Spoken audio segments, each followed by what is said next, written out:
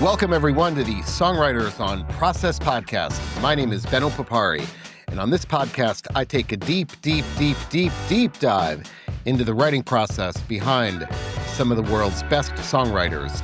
By way of background, I am a former English professor. I have a PhD in English language and literature, and I'm a writer myself. So this is a conversation about writing between two writers. My goal has always been to treat songwriters the same way that we treat prose writers, just as writers, plain and simple. So that's all we focus on. I don't care about tour stories, favorite bands, how bands get their name, favorite foods, anything like that. This is, again, a deep dive into the songwriting process with some of the world's best songwriters. And with that, let's get into today's episode. And today on the pod, it is Kevin Drew of Broken Social Scene. Their new album, Remember the Humans, is out now. He is the second member of Broken Social Scene I've had on the pod. I had Brendan Canning on several years ago, and I've done close to 500 of these interviews. And sometimes people say something I will never forget, and Canning said something I indeed never forgot, and I mentioned this to Drew before we officially started recording. Canning said, I don't have a lot of pet peeves, but one of them is when people say in emails, nice to e-meet you. And I'll never forget that, but that's a story for another day. Anyway, this interview is with Kevin Drew of the band, and I'm going to give you a great context-free quote. Drew said, "We should see how many disco records were made in the winter." And what were we talking about then? We were talking about writing in the seasons, and how very broadly we discussed how do Canadian writers, are they more seasonal when they write? I mean, quite literally following the seasons of the calendar. Because if you are in a place where there's more variability in weather, does that affect how productive you are? And we talked about how winter can be a productive time to write because you're inside a lot. And so do people on the East Coast, are they more prolific than people on the West Coast because you've got more opportunities to write? We did discuss that. And that's also within the context, I think, of just generally minimizing distractions while we write. But I did find that interesting. What he said, what temperature does to the creative mind. And another thing he said, I'm one of the people who believes in the morning, it's one of your best chances to be free. And I firmly believe that I'm a morning writer. I really love this interview because it really felt like a conversation. We were just talking. It wasn't me questioning. And he has so many insightful comments to make. I enjoyed this so much. So anyway, someone do the research. When were disco records made? Were they made in the summer, made in the winter? I'm not sure. Anyway, again, the new Broken Social Scene album is called Remember the Humans. Here's my interview with Kevin Drew. So great. I always start with a very simple question, and that is, do you think it's important in some fashion to create every day, or do you think that forcing things can either make things stale or derivative, or just kind of make you dislike the process in general? It's interesting you say that because as I got older, I realized I found the process annoying and I always wanted to get to the finish line. But I think creating every day is wonderful. And creation is a state of mind too. It's a state of mind for what that person feels it is. I find myself, even if I make a playlist or I sit at the piano for 2 minutes or I have a conversation that is based around a dream, in your subconscious as a writer, you're creating all the time because you're gathering things that you don't even know. And I'm excited to do this one with you because egotistically and narcissistically, I'm excited to see where I land in terms of process, in terms of keys, in terms of melodies. I'm one of those believers in the morning. I think if you get up at 6, 7, the morning is your best chance at just being free. Have you always been a morning person? No, of course, when you're a kid, if you're not a late night vampire, then what was the point of watching all those movies? You got to brood.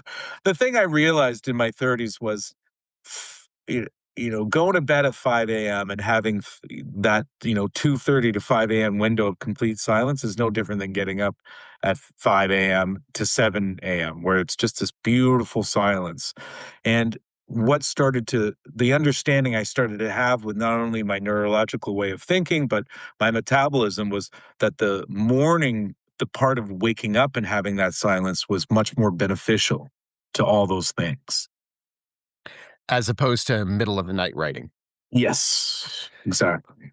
I did read recently that it's genetic, that whether we're morning people or night people, and we can't really it's hardwired. I was never in all my years of schooling, I was never an overnight I could never pull an all-nighter, but man, Yeah. I can get up early and fire on all cylinders.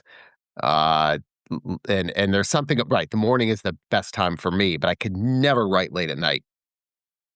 Well, late at night, that record Feel Good Lost with Brendan, we wrote that between about 11 p.m. to around 6 a.m. It was winter. We skipped the days. We went down into the basement. People ask about the softness of the album. That really came down to we couldn't be loud. And we were working on this quarter-inch 8 track. My ex-wife was upstairs. I had two adjoining neighbors. So we just made this very quiet record. We found ourselves working in the day, but for Brendan and I, the beginning process of how we wrote was we would get together and we would just press record and we would come up with these little ideas and we turned off everything around us and we sort of embraced the aspect of the night in the January, February of a very, very cold, gray winter where you sunlight wasn't really an option anyways that particular time. It was 99 into it was I remember distinctly it was January, February of 2000. And then to double down on that, Charles Spearin and Ohad Benterchit from Do Make Say Think and also members of Social Scene, they mixed the record and Ohad worked at a film house that had a whole bunch of studios where they would mix films and mix shows. But he did the night shift, so he worked from midnight to 8 AM, and they mixed that record between midnight and 8 AM over a period of a few days, so that whole entire album was made during that time period. Isn't that wild? But that was out of necessity, it sounds like. You felt you almost had to write overnight, right? Because of the environmental situation you were in. Yeah. So after you did that, did you think, wow, we should try this again? Or is it that's exhausting? I'm not sure if I can sustain this for another album.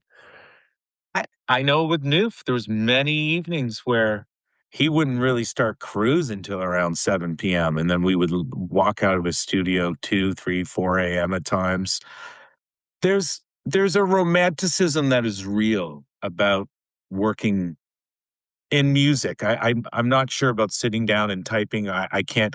I think if you gather energy or you're an open I was very much an open door to my lungs as I grew up. So when that energy goes to sleep and you can suddenly find yourself, no one's calling you, you're not supposed to be anywhere, you don't have any obligations within that moment.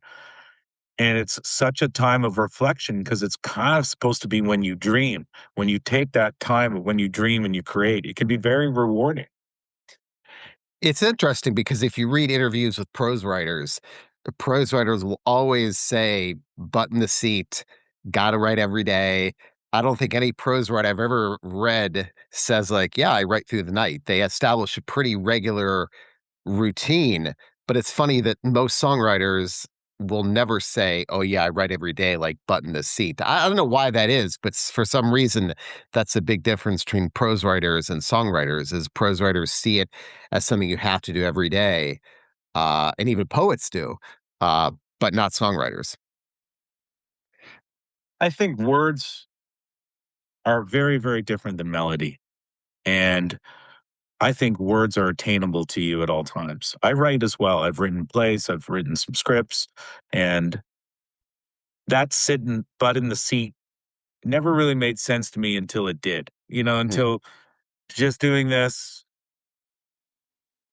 And then, oh wait, but what about the and then it could be half an hour and then you're like, oh shit, I get that's what they mean.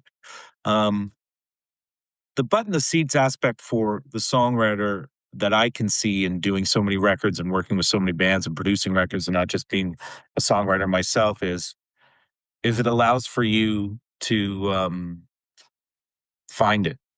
It allows for you to, because a lot of the times if you're creating around vibe or songs get written based on a pedal you bought. Suddenly there's this new pedal that has a delay time switch that goes, and you sit down and you're messing around with it. And because of that pedal, you're coming up with this hook, which is becoming this melody, which is then becoming a verse. And then, so the tools are not just a typewriter, they're not just a keyboard. The tools of the songwriting they're all over the place. And you have so much more option. I'm going to make a very, very, very broad generalization. I've interviewed other Canadian songwriters. William Prince, I haven't recently, and Well, you know what? Let's stop there. One of the fucking greats. Like, that guy's one of the greats right now. yeah, Mariel Buckley had her on. She just won a Juno Award for Best Contemporary Roots Album. And listen to her. Mary O. Buckley? Mariel, Mariel. Mariel, Excuse me. or MUR.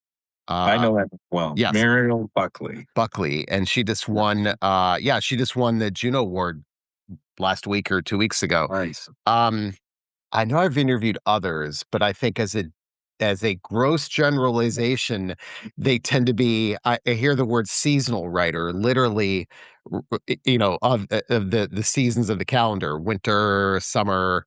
That they tend to be more prolific. I think almost in the winter, as you were saying. So I'm curious if that's a seasonal thing for you, if you tend to be productive around all year round. I do know that I do know that I need seasons. Whether I like them or not, I need them because that emotionally matures me into how I um, approach, again, what I've gathered. Um, I'm not going to I can make a broad generalization and say, listen to West Coast bands compared to East Coast bands, and who has more of an emotional journey that you go on. I would say East Coast by far, because to have one weather pattern is to limit yourself from understanding what temperature can do to your creative mind. Sorry, I'm cracking myself up here with that answer. But it's interesting because that's a good question because it's like I make a lot of music videos.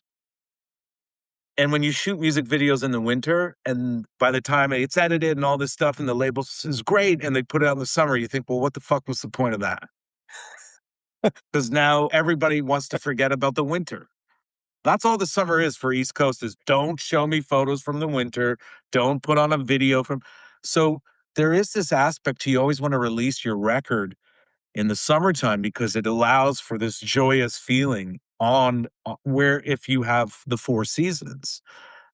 I think that the winter is such an incredible creative time if you have the opportunity to shut out the world and hibernate, and it's amazing. But I find I just I could tell you we could I mean I'd love to look at what I've made and tell you what season I made that in because I believe in all seasons, and I think this was all seasons. This record you're listening to 2 years of all seasons with the new Broken Social Scene record. Other times I made summer albums. Other times I've made just specifically winter albums. 10 Days in the fall. Um, we're very very lucky to have that aspect to just being the back rub to what we're creating, just the seasonal aspects. I remember a studio whenever it's a great day, I'd be like, great, let's go. I'm missing nothing. And you just shut the door and you listen to the rain and you create. Sometimes you're in a studio, it's the most beautiful day outside, and you think, I really should be outside right now. But I'm paying for this place and I gotta go shut the door and be in a fucking box with, a bunch of dudes. I'm also curious if that's the season. I know certainly for me that when it gets warm, there's a noticeable just mood elevation. I'm not talking like seasonal induced depression in the winter, but I don't like the cold. I don't like the winter, and I find that when it gets warm and it's sunny, I feel like I feel more energy and I want to do more. So I do Yeah. feel that I'm more productive. But I could see how maybe the winter people are shut in, feelings of melancholy. We tend to write more and to be more reflective during those dark, not metaphorically dark, when it's literally dark. Um, yeah, I don't know. That's an interesting idea that how it We affects it. should we should see how many disco records were made in the wintertime. Yes, that's amazing. Probably not many. Wow. That's just you kind of blew my mind. Now we need to go back and look at the soundtrack to Saturday Night Fever and Yeah, see when all that stuff was written. So you mentioned something, I think you said the process is being annoying. And I love it. Dorothy Parker said, I hate writing. I love having written. And I think that's that, me to a T. That's me to a T. but do you ever get that sense? How often do you get the urge because there are times when I feel the urge where it's like, I do have to write. I want to write. That's got to happen sometimes, right? It's not about writing because I don't think about writing. It's more just about once a record starts or the process starts. I found as I got older and older, I could see the finish line and I just wanted to be there. I didn't want to have to do all the work with everyone to get there. And I started doing the thing where the process would be happening and I'd get through it. And then I'd go home and 2 days later, I'd just put on and listen to what we did. And I'd sit back and go, this is amazing. How come I didn't feel great about it at the time? So I started to realize the frustration of uh, the frustration of the execution because I always feel like the song's finished for me before I even sit down and write it. That is only because I don't think about songwriting. I don't pick up my instruments for a long time because I know as soon as I pick it up, I'm just going to write a bunch of jams. And I did this thing once, Ben, where I tried to go into those writer room situations, like in Nashville, and sit in a room and say, I got you for 2 hours, then we go here and there. And I thought it was kind of a travesty to the human spirit. Not in the aspect of it's me defending the fact that I can't write a hit song with a bunch of people, because I would like to think I could, and I'd like to think I could get in rooms but the 9 to 5 way, which I have a dear friend, Andy Kim, who I'm sure you know, Sugar Sugar, him and Jeff Beck, the way Yeah. he described the Brill building, I thought that I'm into. That sounded amazing. Uh, the Zoom calls of everyone putting together and just the fact of treating songwriting as a business within the element of just plagiarizing people anyways, I couldn't get down with it. I thought this is bizarre. So I like that Dorothy Parker quote because that's almost how we feel about our love lives. That's how we feel about our jobs. That's how we feel about the finish line is where you think you can have your last sigh. And the tension to try to get there is really where the work happens. The tension. What do you mean by that? The tension. What do you Of mean by that? not arriving to the finish line, of getting to that finish line. It gets tense at times when you just want to be there, right? As she said, the process itself can become um, very taxing. And I'm sort of speaking in the realm of because I'm promoting this record, but socially, I'm not talking about my song. I'm talking about our songwriting process. Uh, we used to make jokes that if you came in the studio and played Shaker, you got songwriting because we were this sort of community based Yeah. collective where we felt people's presence helped the song. And when I worked with Andy Kim or I worked with the guy Gord Downey, they would come in and they'd have this idea and they'd play it and then we'd build around it and they'd say, well, that's my song. I said, what are you fucking talking about? We just played all this stuff, but they're so old school that they're like, no, no, I came in with the 2 chords. I was like, yeah, they're 2 chords. Now listen to what this is. No, it's my song. So it was interesting to see that after years of just sharing songwriting all over the map when it comes to social scene and how our process is of being in a room together. I came in many times with tunes and then the band built around it. Other members came in many times with tunes and the band built around it. And we would split it all up because we knew that was the song was better for it with everyone's parts. So that whole aspect of being a player on a song got thrown out the window for BSS about 26 years ago now. I want to switch gears slightly because you're holding a pen, Yeah. and I would love to know, are you, when it comes to lyrics, are you a pen and paper person or a technology person? I'm a record it in one take person, see if there's something there. And if it works, keep it. And if it doesn't, I'll go back and change a couple of things. Anytime I write a song from pen to paper, it won't make it on an album. Hmm. Really? No, it has to be, I have to be singing to the music. If I don't have a song already, like sometimes I'll pick up a song and just write it. Um, but I record everything on my voice memos or I'm walking and I'm singing, like, oh, this is where I think of a good line or but no, I'm really one of those people that doesn't know what my subconscious is taking in until I step up to the microphone. And I've tried at times to write things down and it just immediately sounds forced. And it's something that I'm blessed to be able to pull off because I don't have to carry a whole record with Broken Social Scene.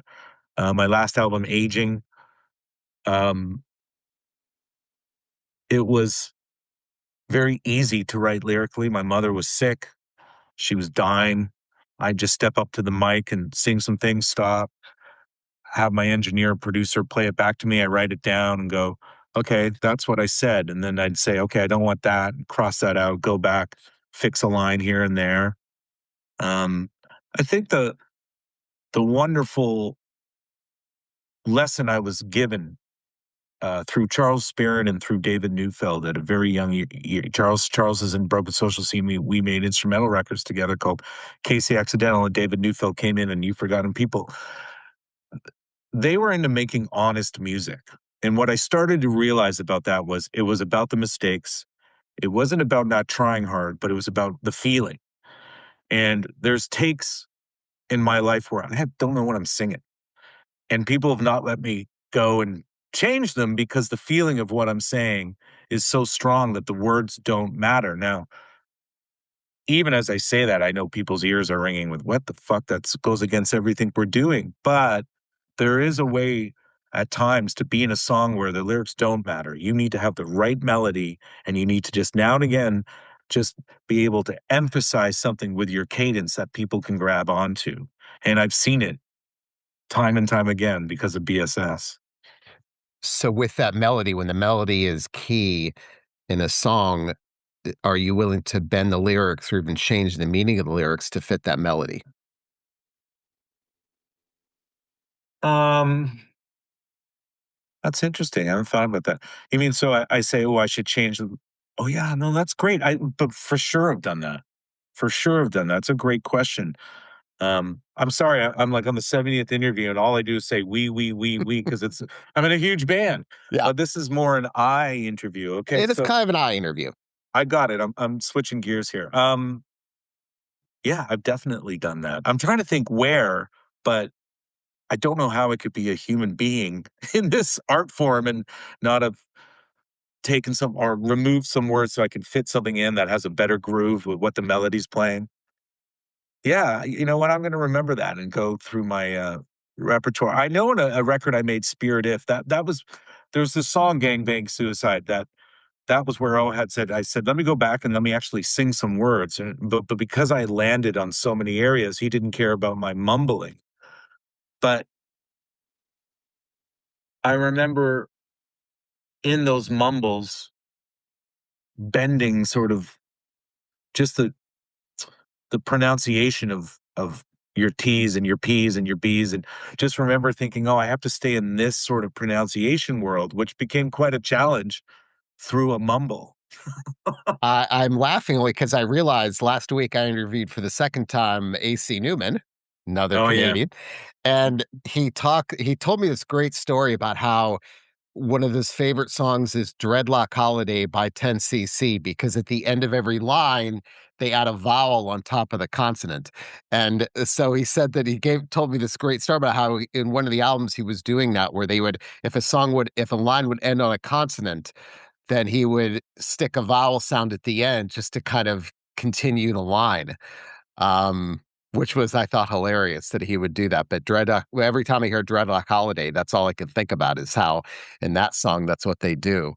Um, I think I should have started this interview with I wasn't going to do it because I don't like to talk. What so many people say, so what were you singing about? And I look at them like I really don't know until it's over. And even then, it takes me a while to figure out where I found things and where lines come from, and that's been a problem, especially in my personal life when there's a lot of information and emotion coming out, and people immediately assume I knew exactly what I was singing about before I stepped up to the mic, and I don't. And I think because I had such a visceral reaction to songwriters who are like, "This is how I'm singing," and this, I think I decided as a defense mechanism, just because I'm such a illiterate sort of ADD dyslexic kid, that I decided I don't care about language. I'm going to write my own language. Doesn't matter if that makes sense or that's the correct way, or even with spelling. I have a book I wrote. I'll send it to you. It's puke poetry, and the whole point to it is I was always sort of more obsessed with blowjobs and fax machines being in the same sentence than, let's say, a resistance towards some beautiful poetic line. I see a lot of the intelligence and lyrics out there, and there's wonderful, intelligent songwriters. But what always attracted me was the ones that they didn't mask the poetry. They just used different and like analytical analogies of how they would explain. I mean, I remember when what's the song called? The first track off of Moon Over Antarctica, Isaac Brock. In your heart, it felt good. It was dripping pages made of wood. And I thought, that's fucking brilliant. Brilliant. And I know we have the Dylans and the Cohens and we have the Springsteens and we have all these, the Joni Mitchells. Who do you want to go? The Nina Simone's. I mean, she's more covers, but uh, I like indirect descriptions of love and pain that aren't typical lyrics. It blows my mind the shit that is so fucking mundane out there and celebrated, where they're just writing the same thing that everybody wrote. The people that actually take time to say, I need to say that exact thing, but since it's in 8 gazillion songs, I'm going to find a way to describe it with wallpaper and a blister on my foot. That astonishes me. And that's where I said, I'm going to live there because it's a better place to live in terms of describing something that's personal. One of my favorite books on writing is a book called On Writing Well by William Zinsser. And he says, if a phrase comes to you too easily, don't use it. That's brilliant. Yeah, it's because you probably heard it before. Uh, and I think, speaking of writing, we had at our wedding, we had the E. Cummings poem, "Somewhere I've Never Traveled Gladly Beyond," read at our wedding. It's, to me, the best love poem ever, and he has the last line in the poem is, "No one, not even the rain, has such small hands." And what a line. I mean, there's so much, because it's a beautiful poem, but it's goes against everything. It's not a it's a line that makes you think. Nobody, not even the rain, has such small hands, and it's like there's so much there. And I thought, wow, what a unique image. Uh, I love it. and he's a great poet, and he doesn't, E. Cummings is the poet that's taught in, because his poems are on the surface so simple, but then you get deep into them and there's a darkness in those poems and there is love in those poems. But he's also taught in elementary schools because he has these fun little rhymes. But as for poets, well, great poets describe things in a way that we've never seen before. But that poem is amazing because of the imagery, because I don't think there's a heart or the word love at all in the poem. Wow. I wanted to ask you also about writing from a point of distance. I interviewed Lucinda Williams about a month ago, and she said something. I carry this. I'll probably carry this with me forever. But she said she needs to be content to write about darkness. She can't be in a dark place to write about darkness. She has to be in a content, happy place to be able to write about it. And I'd love to get your take on that, whether is that how you operate? Or because I think for a lot of people, they do need distance. Some people, though, need the immediacy of the moment. So I'd love to get your take on that. Well, that's how I fly. I don't get on a plane unless I'm content. Right. If there's darkness all around me, I'm like, I'm not going to get on this plane and bring everyone down with me. I have to make sure I'm in a happy place. Um, that's interesting. I don't think about this stuff, Ben. So this is a bit of a challenging interview for me Yeah. because I've programmed myself to not think about it. Again, that could be a defensive reaction to where I'm at with my success, or a defensive reaction to uh, just art in general and the role it has in my life. I'm a bit of a ham. I'm the Joker kind of kid, charming as much as I can be, but I always loved the idea of figuring it out. One of the things that really made me write songs was figuring out what I was going through the song. And another big part was a letter. It was a letter to someone. It was a notion towards a time. Love that can't be fulfilled is always this massive topic that basically is an industry in itself within the world in art. Unrequited love is making a huge resurgence with Heated Rivalry and all these shows where I remember watching normal people and feeling overwhelmingly joyed and depressed at the same time, because it triggers your pattern of how you couldn't receive what your heart wanted. So the songwriting process of being content to go into the darkness, I completely understand what that brilliant, brilliant woman is saying, because she's one of the greats. Um, but what's so interesting to me about that is sometimes I don't know what the darkness is unless I just jump into it. Mhm. And while being there, that's sort of the best observation I can find. I obviously told you that record aging was a way for me to process that. My mom was going to die on me. Mhm. And I have a very profound, beautiful relationship with my mom.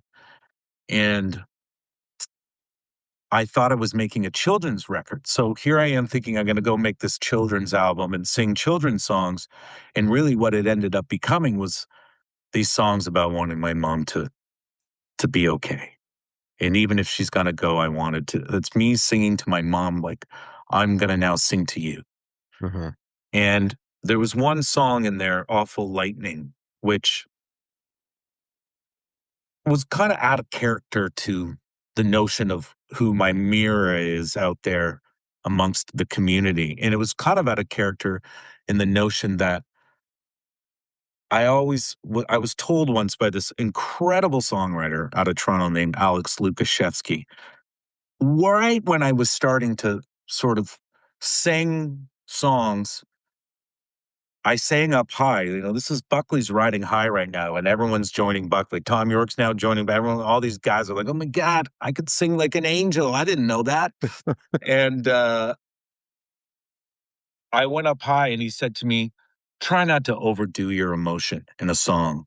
I must have been 20 years old, but he said, "Try not to overdo your emotion." And he doesn't know this, but that had such an impact on me because it started to make me restrain my execution of singing. And in doing so, that helped me find my voice. And in also doing so, I've made a career in my songwriting out of almost, the word almost, because what I have gathered in the information of being out there and having people talk to me about not just my songs, but broken social scene songs and the theme of social scene is that it is so almost. And that's such a simple, simple word, but it it shocked me that I was able to pay a mortgage with the word almost. And I was able to attract people who aren't completely sitting in the middle of the circle, but on the outer edges of the circle with that idea of almost and how much life really had to do with almost. I never thought of that until recently. I took some meeting with a producer of that film, Long Legs, lovely guy. We were talking about scripts and stuff. And he said, "Are your scripts like almost? Because you're almost." And I thought, fuck, man, I didn't know I was going to take this meeting for you to sort of sum up why this career had worked for me. There's people out there. I have friends who write about it and they write about heartache and they're still alone because they keep putting it out there. I try to tell people all the time, careful about what you write about because that becomes your life. It becomes your children that you bring with you everywhere. And those kids don't grow up. They stay the same age forever. So it was interesting to think about yearning and to think about this industry of heartbreak and this industry of love that can't be fulfilled. And within that, that powerful word almost becoming really what my subconscious has been doing for me and to I don't know, just for me for this last while. And to tie it back to this last record I had created with my solo record Aging and wanting to write these songs about trying to save my mom's life because I thought, hey, you know what? Even if she goes, that is a way of her being saved. And she left.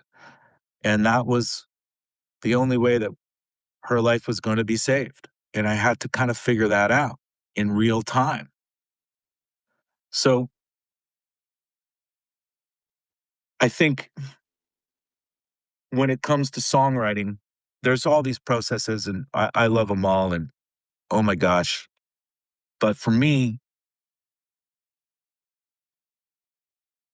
I just felt like trying to get somewhere and trying to achieve something is such a universal theme amongst all of us that when you decide you want to make a song in the key of D, you're singing about the joy of the moment. The key of C, you're singing about life. The key of F, you're singing about grief and loss. The key of A, you're singing about possibly protection amongst the murkiness of what we have to really deal with. The key of B, I mean, let's leave that one blank. That key always has stifled me my whole entire life. But there's life in B, there's death in B, and there's indecision in the key of B. But when you get to G, G is where everyone's trying to get to. Everyone's doing therapy, marriage counseling, they're doing retreats, they're doing yoga retreats, they're diving into self help so they can be the key of G.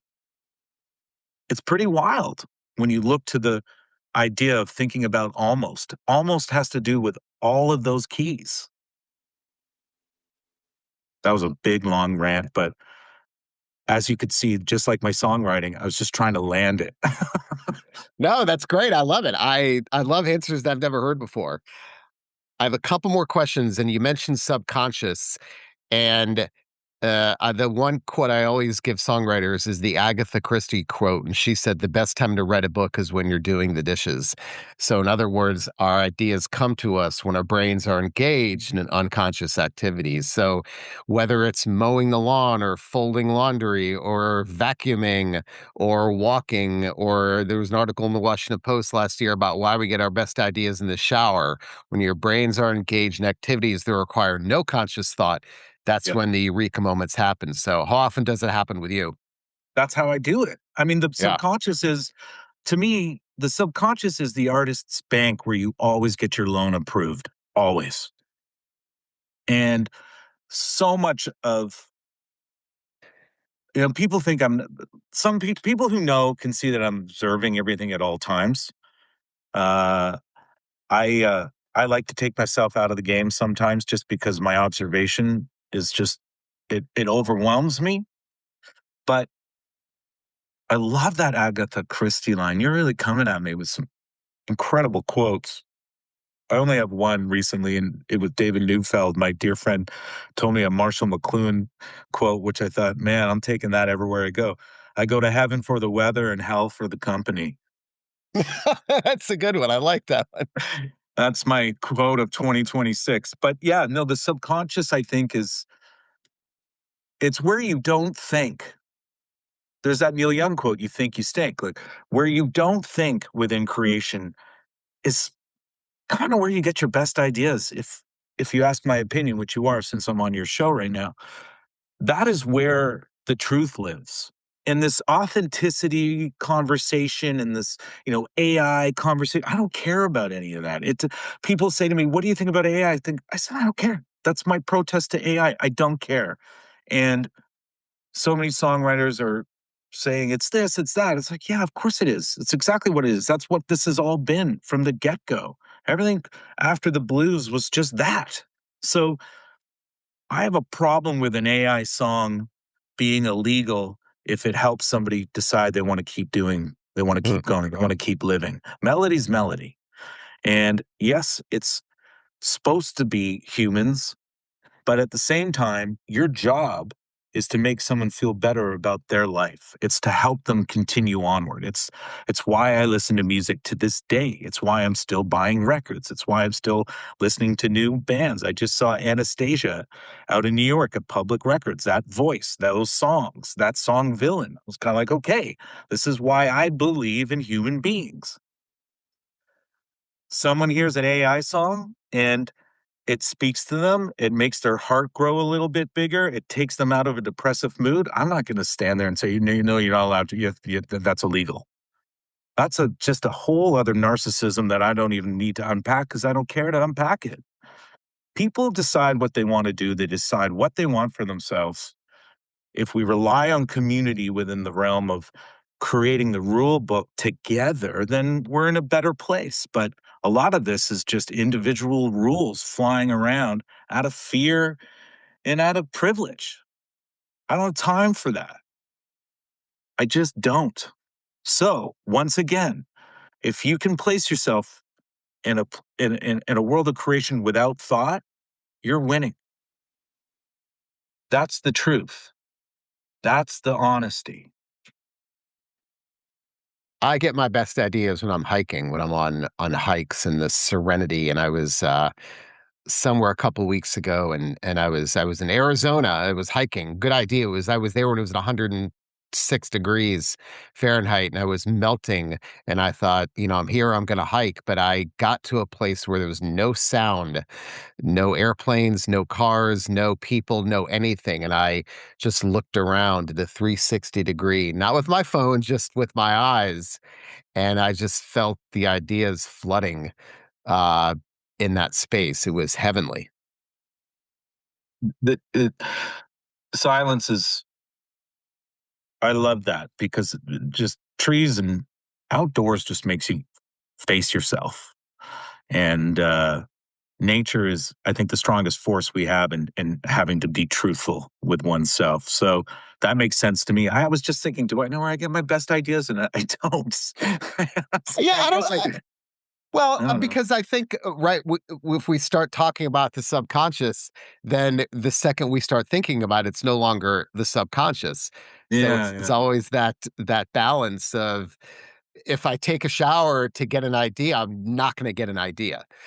Yeah, Um, yeah, yeah. right? Yeah, It's yeah, you yeah. you can't think about it. So let's end with this: other artistic endeavor. Can I just interrupt Ben really quickly? Because I will say one of the things I did think of is sitting next to Charlie and sitting next to Andrew, people in my band, Dave Neufeld, pedals, certain kinds of pedal, the boomerang pedal, the memory man pedal. Justin has a beat. He plays a beat.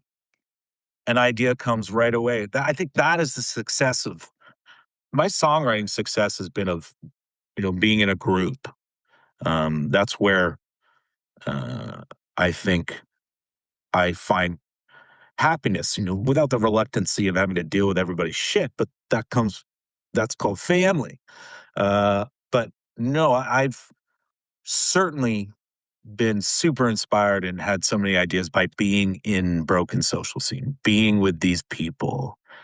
Each member out of the 19 members has helped my songwriting, changed my songwriting, improved my songwriting, made me think about different ways of approaching playing music, finding melody, finding rhythm. So it's funny when I said, I guess I don't really know where I get my ideas from. But then I thought, well, wait a second.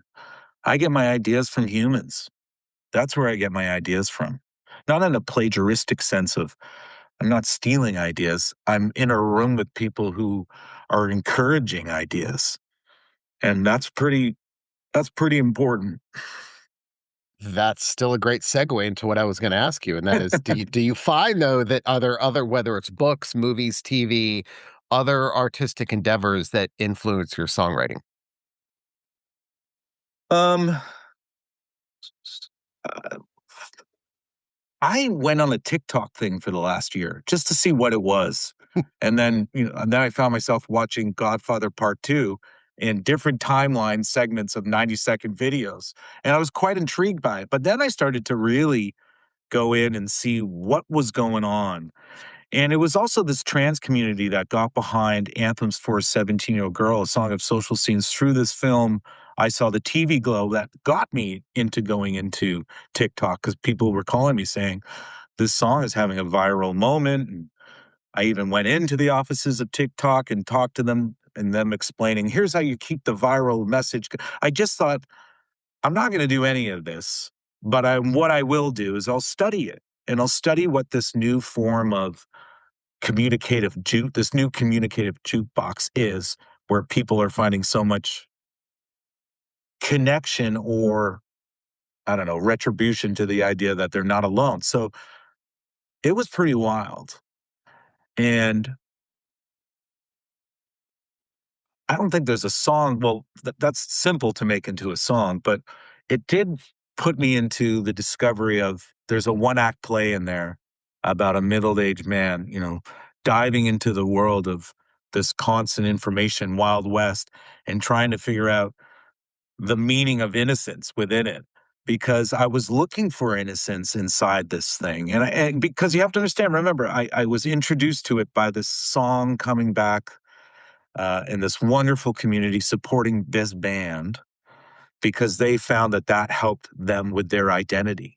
And identity is where I'm spending all my time right now. I have a radio show, Ben, where I invite singer songwriter. Oh, excuse me. I invite anybody, first of all, whether they're whatever. I got my 9-year-old across the street, my neighbor. He's going to come, but it's all about music. So we sit and we talk about music, and there's songwriters, there's actors, there's writers, and human beings, and some people have it all, some people don't have it.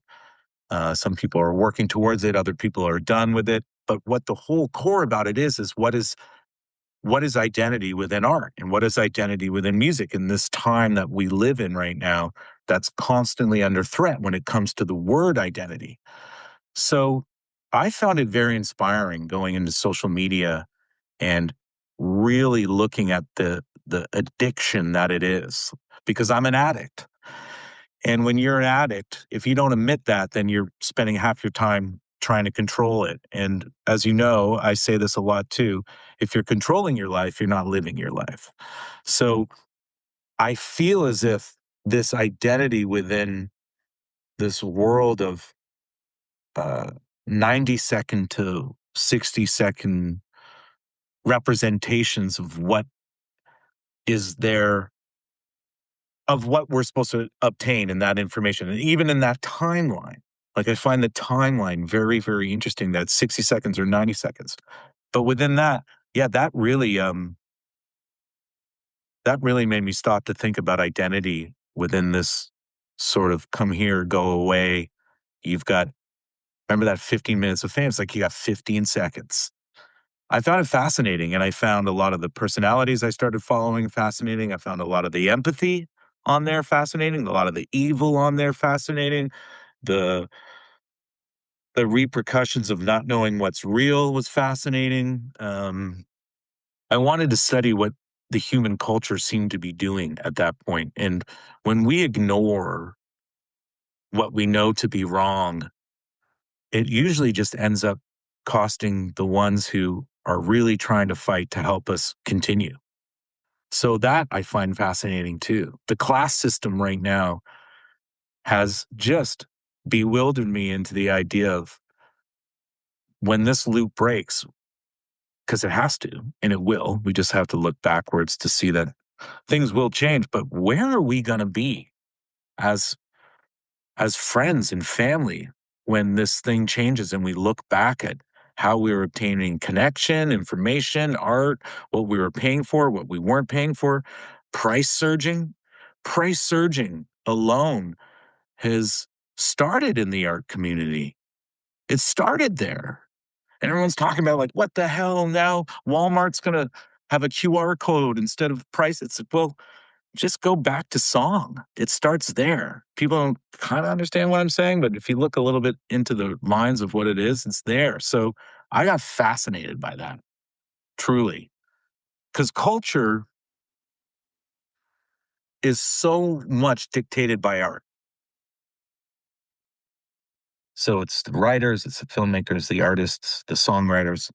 And I think it was the first time I went into a songwriting room where I had 2 hours to sit down with a guy and come up with a song, and he had 2 people before me, and he had 2 people after me. I think that's when I walked out of there and said, "There's gotta be a revolution coming. There just has to be." The moment you make the art of expression a business before you've even had a business opportunity with what you've made, that's against the law of the ethics of how you create. And that's it for the latest episode of Songwriters on Process. You can find all of the old episodes on all major streaming platforms and probably some minor ones as well. You can also find them on the Songwriters on Process website. I started the site back in 2011, so that means there are hundreds upon hundreds of interviews with some of the world's best songwriters. So take a deep dive into some of those episodes. They are all great. Of course, I'm biased. Also, shameless plug. My book, Desolation, a Heavy Metal Memoir by Mark Morton with Benno Papari, that is me, is out now on Hachette Books and in all major bookstores. Mark is a good friend of mine. He is the guitarist in the metal band Lamb of God. And so we collaborated on his memoir. I'm biased, but that's a damn good book. Again, it is called Desolation, a Heavy Metal Memoir. And lastly, if you want to get in touch, go to the Songwriters on Process website. You can fill out a handy contact form and it'll get to me that way. You can also email me at ben@songwritersonprocess.com. I'm all ears. Send me your comments, your suggestions, your complaints, people you want me to interview. I get great suggestions all the time. I can't respond to all of the emails because I get a lot of them, but I do read all of them. And let me know your thoughts. If you have ideas for people you want me to interview, there's your chance. And with that, I am out.